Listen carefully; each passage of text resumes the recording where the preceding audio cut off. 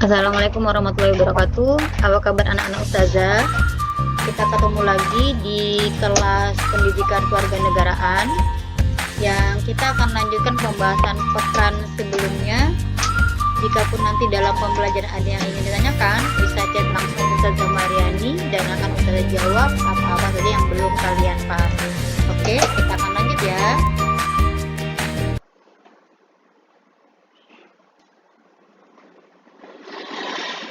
Anak-anak ustazah, kita akan masuk kepada pembahasan selanjutnya, di mana pembahasan pekan sebelumnya kita bahas poin tentang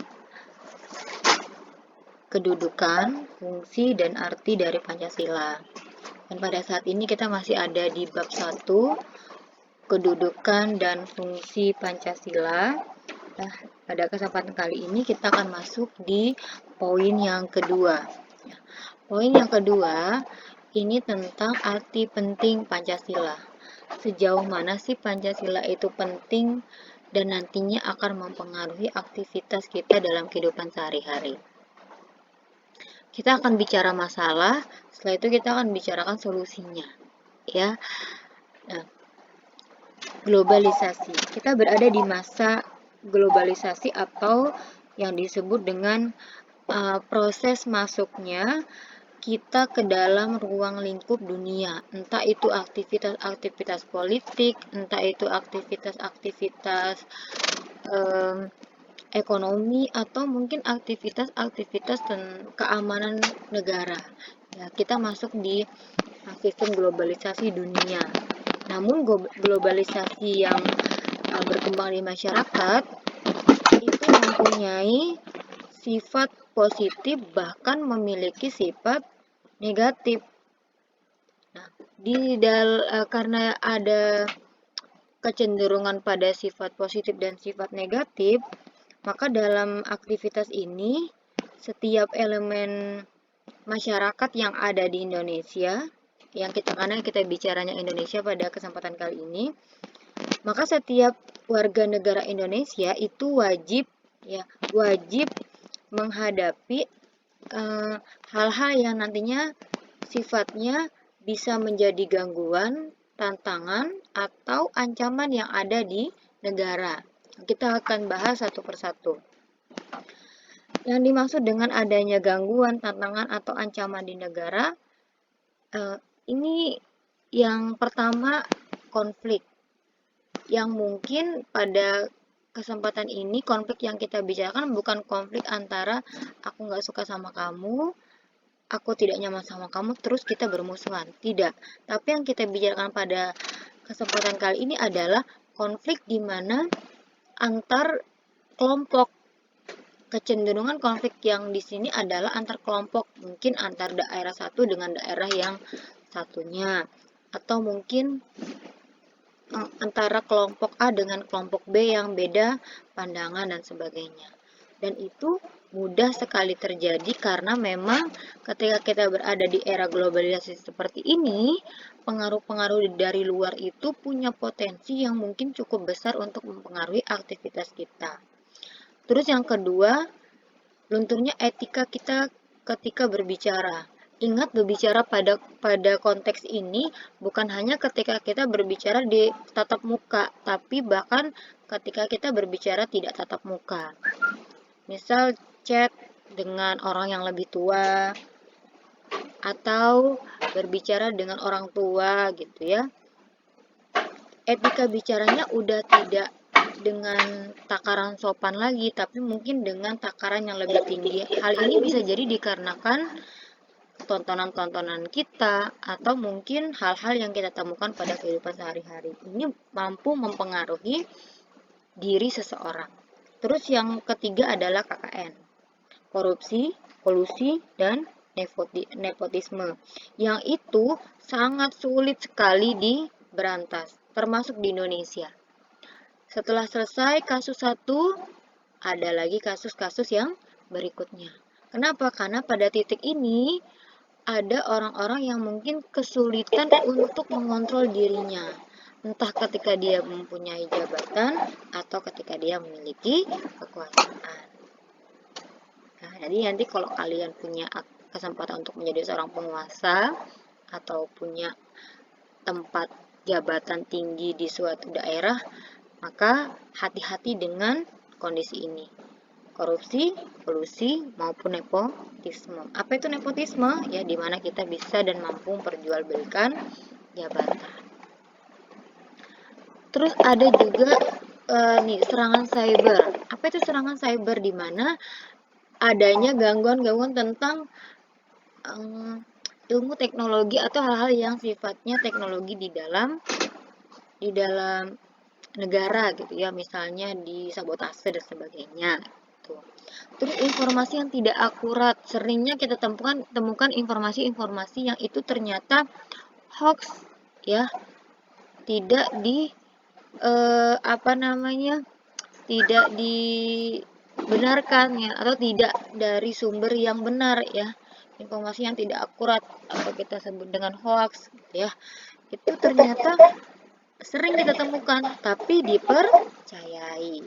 Nah, terus lunturnya cinta tanah air, kita lebih suka dengan produk-produk luar negeri daripada produk-produk dalam negeri ya, atau kita bisa kebanyakan mengimpor gitu ya, padahal ketika kita memanfaatkan dengan baik, mungkin kita bisa mengekspor, tapi pada kenyataannya mungkin banyak orang yang lebih menyukai produk-produk impor. Ya. Terus apalagi? Nah, terorisme ya, hal-hal yang sifatnya mengganggu, mengancam, ya, membuat kita tidak merasa aman dan sebagainya. Terus yang terakhir, menurunnya solidaritas. Udah nggak solid lagi. Gimana sih nggak solid lagi? Kalau nggak solid, ya silahkan kamu ngelakuin apa saja, saya ngelakuin apa saja.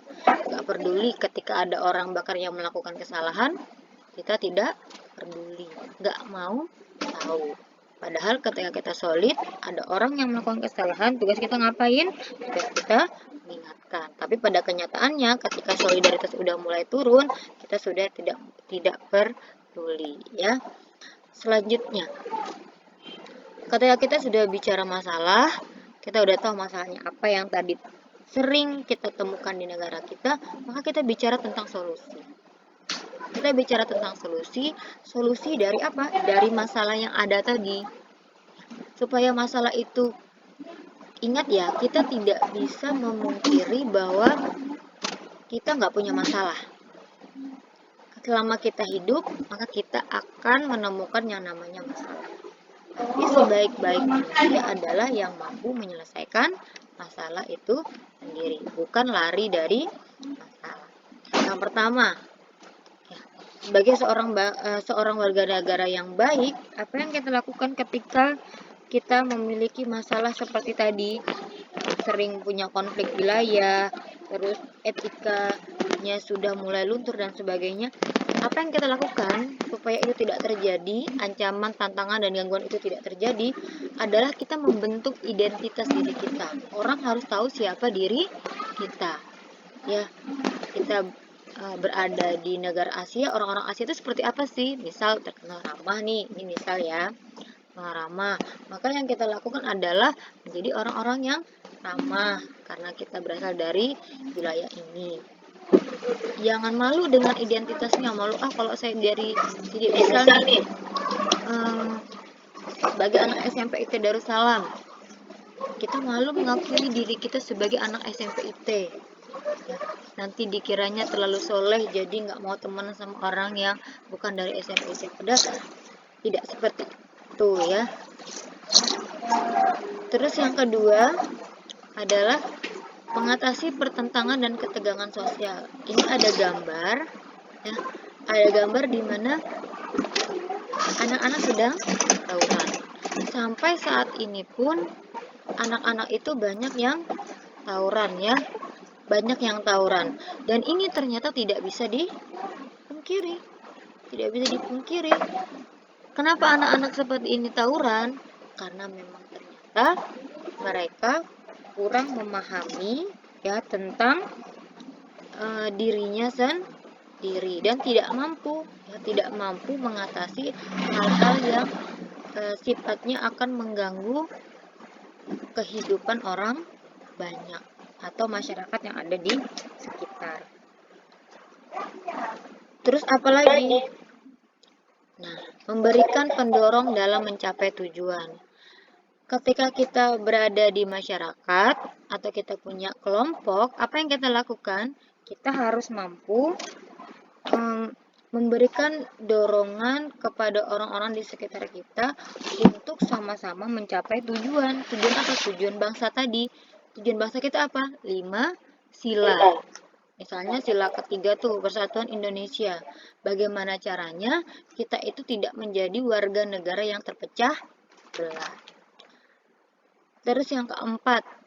Nah, yang keempat harus jadi orang yang punya solusi, ya. Solusi dari berbagai masalah. Ketika kita berpedoman sebagai warga negara yang baik, kita berpedoman kepada Pancasila, ya, maka Pancasila itu akan mampu menjadi solusi dari masalah-masalah kita. Entah itu masalah politik, entah itu masalah ekonomi, entah itu masalah sosial, masalah kita bermasyarakat, atau masalah keamanan. Entah keamanan diri kita maupun keamanan negara. Ya, jadi di sini jangan takut kita menjadi orang-orang yang punya solusi, ya, karena masalah itu nggak bisa dihindari, tapi diselesaikan.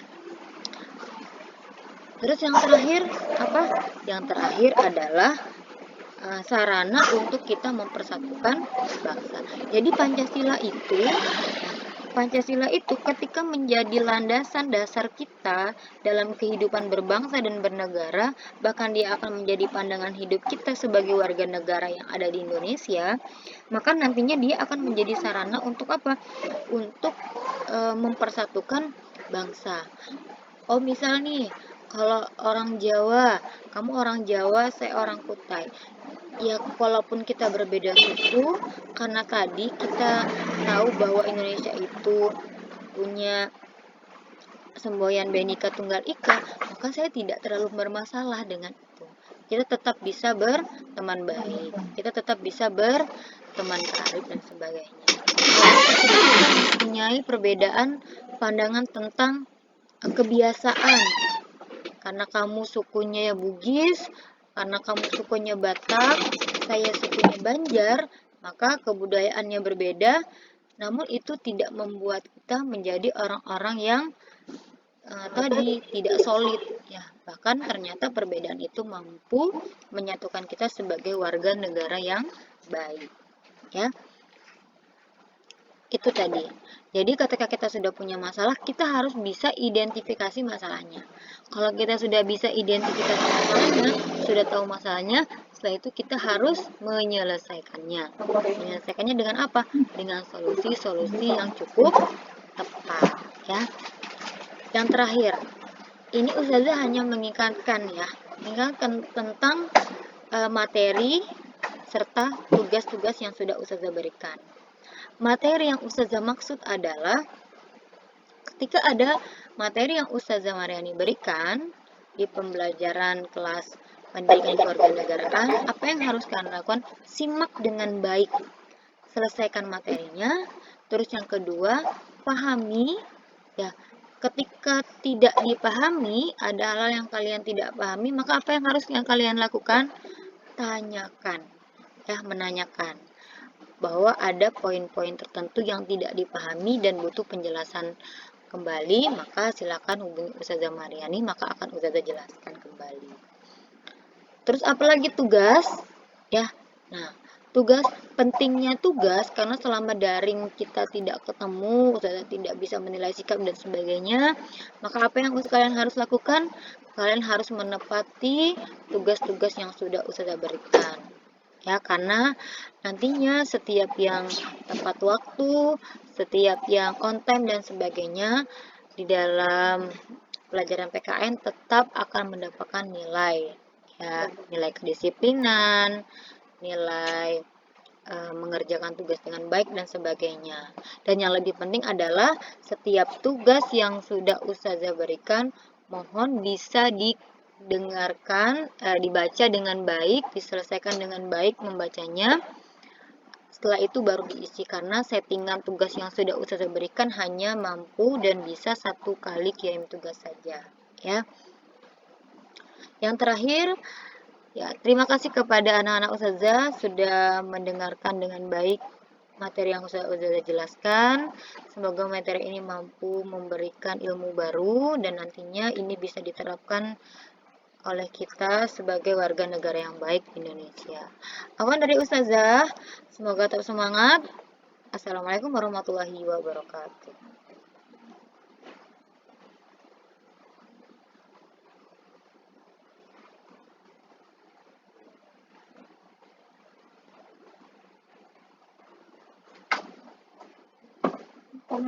Pas betul.